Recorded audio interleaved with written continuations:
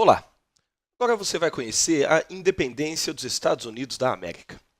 O fenômeno é importante não apenas para entender a história dos Estados Unidos, mas para entender a história do continente como um todo. A luta dos norte-americanos no final do século XVIII é a primeira das lutas de independência no continente e vai influenciar todas as outras, incluindo a luta pela independência do Brasil. Podemos afirmar que a independência dos Estados Unidos dá início a um fenômeno muito maior, que é a descolonização do continente. Vamos começar pelo contexto. No final do século XVIII, as relações entre as colônias e sua metrópole, a Inglaterra, iam de mal a pior. A Inglaterra havia acabado de enfrentar uma custosa guerra, a chamada Guerra dos Sete Anos, e, em busca de recursos para equilibrar suas finanças, vai criar uma série de taxas, tributos, e exercer um cada vez maior controle sobre a economia das colônias. É o que nós chamamos de imposição do Pacto Colonial Inglês. Podemos citar como exemplos o chamado Sugar Act, ou Ato do Açúcar, e o Tea Act, ou Ato do Chá. O primeiro, um conjunto de impostos sobre o comércio de açúcar, que era realizado por comerciantes norte-americanos. E o segundo, um monopólio.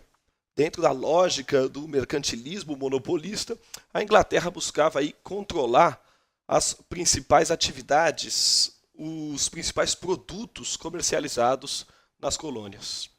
É interessante lembrar, isso vai contra toda uma tradição de autonomia que as colônias haviam gozado no século XVII. O resultado, o aluno é capaz de imaginar, é uma cada vez maior oposição dos colonos ao domínio e à exploração realizada pela Inglaterra, pelo monarca inglês. Some isso a um momento de efervescência no campo das ideias. No final do século XVIII, pensadores como John Locke, Adam Smith, influenciavam os rumos da política dos dois lados do Atlântico, defendendo a igualdade de direitos, a liberdade política. Os pensadores do chamado iluminismo estão por trás, no campo das ideias, do que foi a Revolução Americana. Não à toa, o símbolo da independência, construído 100 anos após a vitória dos norte-americanos, vai ser aí a famosíssima Estátua da Liberdade. Esse confronto entre ideias liberais e imposições e tributos metropolitanos tem seu melhor exemplo nessa frase que é talvez o lema do início da luta de independência nos Estados Unidos. No taxations without representation.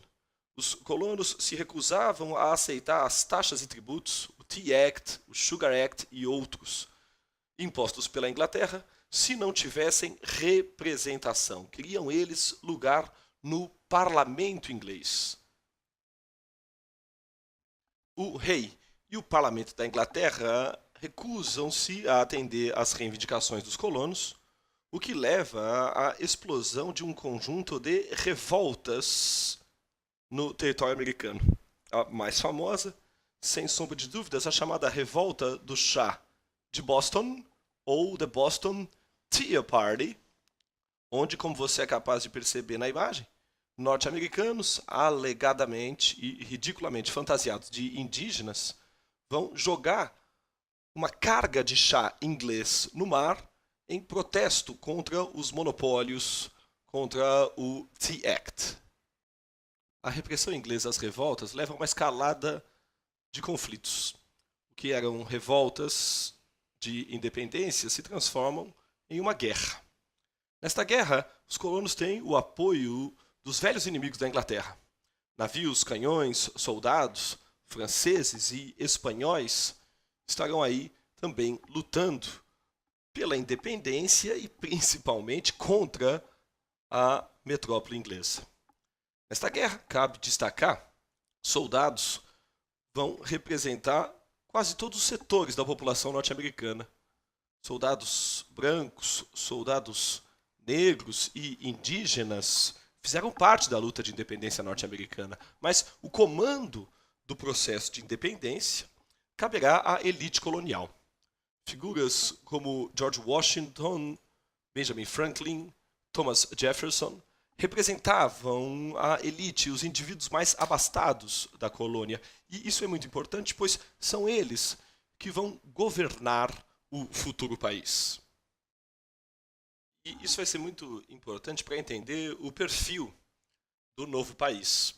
A Constituição de 1787, que transforma as 13 colônias em uma república democrática e federalista, os Estados Unidos da América, tem a cara desta elite colonial.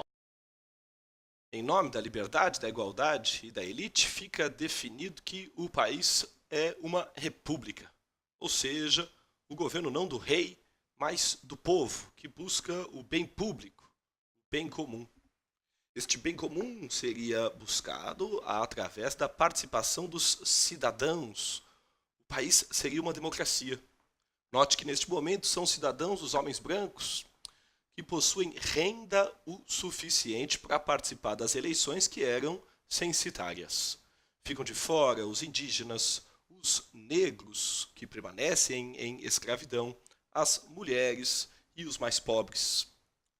Por fim, o país é uma federação, um conjunto de Estados Unidos onde cada um possui autonomia para legislar-se e governar-se. Juntos, estes diversos estados da federação formavam o novo país. Para fechar com um detalhe curioso, notem que este formato de estado há de influenciar todo o continente.